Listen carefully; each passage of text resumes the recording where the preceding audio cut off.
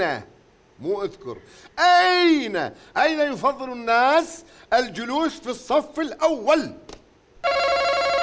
وين عادة الناس يفكرون أو يفضلون أن يقعدون بالصف الأول؟ شنو المكان هذا؟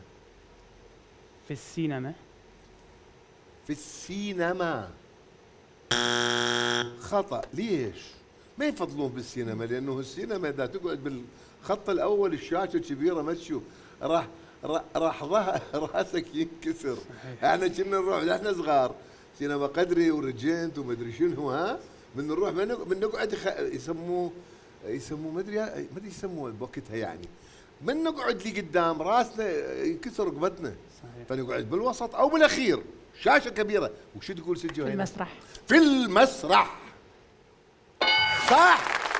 لان حتى يسمع الممثل الجمهور من يقعد بالبدايات، ولو انا افضل بالوسط حتى اشوف ايضا الصوره، لكن في المسرح اجي قرري مع من نذهب. معهم ترى غضب مال الله. تفضلي ست جوهينة. تفضل استاذ عز الدين دباعي. خلينا نشوف الاجابات هسه. راح نسال اين يفضل الناس الجلوس في الصف الاول؟ احنا قلنا المسرح. الصف الدراسي بالمدرسه، الطالب يقعد لي قدام.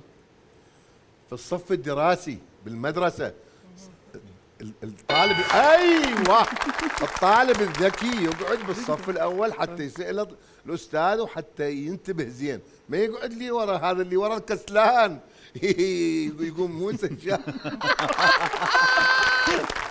طبعا انا مسويها، انا كنت اقعد في الاخير. كنا مسويها. الشطار اللي قدام. كنا مسويها وشطار اللي قدام. سجاجة ويلي منهم. وهو المعلم يعرف هذول بالاخير تنابله. احسن انت ما ادري قلت انت ظل نايم.